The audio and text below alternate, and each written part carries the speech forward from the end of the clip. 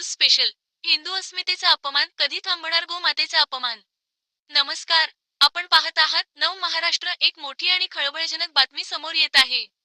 ज्या हिंदू समाजात गाईला गोमाता मानले जाते, जिच्या अंगामध्ये 33 कोटी देवांचा वास असतो असे म्हटले जाते, त्याच गोमातेचा फोटो थेट एका खाण्याच्या तंबाखूच्या पुडीवर वापरून हिंदू अस्मितेची उघडपणे थट्टा उडवली जात आहे.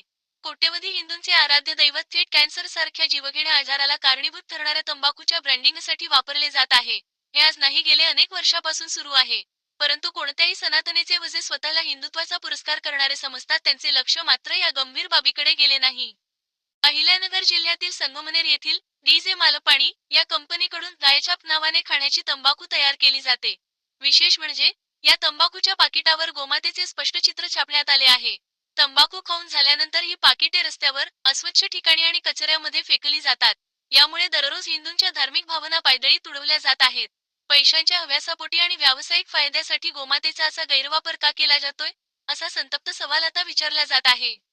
संगमनेरमध्ये मालपाणी यांनी या तंबाखूच्या पुड्यांची सुरुवात केली. सुरुवातीला आठवडे बाजारात बसून त्यांनी ही तंबाखू विकली आणि मग हळूहळू त्या तंबाखूचा लोकांना लळा लागला. त्यांची नशा सुरू झाली आणि कॅन्सर सारख्या रोगांना या तंबाखूमुळे आमंत्रण मिळाले जाऊ लागले.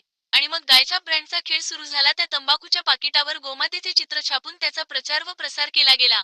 या तंबाखूचे अनेक प्रकार या ठिकाणी बनवले जाऊ लागले, त्यात मशहरी सुद्धा बनवली जाऊ लागली.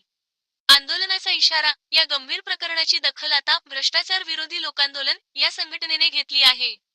संघटनेचे संस्थापक अध्यक्ष अरुण आंधळे पाटील यांनी या प्रकरणी प्रशासनाकडे थेट आणि कडक शब्दांत तक्रार नोंदवली आहे. जिल्हाधिकारी अहिल्यानगर, जिल्हा पोलीस अधीक्षक अहिल्यानगर आणि अन्न व औषध प्रशासनाचे आयुक्त श्री तुकाराम मुंढे यांना लेखी निवेदन देऊन तातडीने गुन्हे दाखल करण्याची मागणी करण्यात आली आहे. जर मालपाणी कंपनीने आपल्या उत्पादनावरून गोमातेचा फोटो आणि गायछाप हे नाव तात्काळ हटवले नाही, तर संपूर्ण महाराष्ट्रात तीव्र आंदोलन छेडले जाईल, असा थेट इशारा अरुण आंधळे पाटील यांनी दिला आहे. आता पाहायचे हे आहे की या हिंदू अस्मितेच्या आणि जनभावनेच्या संवेदनशील विषयावर प्रशासन काय कारवाई करते आणि मालपाणी कंपनी हे आक्षेपार्ह चित्र हटवते का. या संदर्भातील प्रत्येक अपडेट आम्ही तुमच्यापर्यंत पोहोचवत राहू. अशाच निर्भीड आणि रोखठोक बातम्यांसाठी पाहत रहा नव महाराष्ट्र. हा चॅनल सबस्क्राईब करा, लाईक करा आणि मित्रांना शेअर करा. धन्यवाद.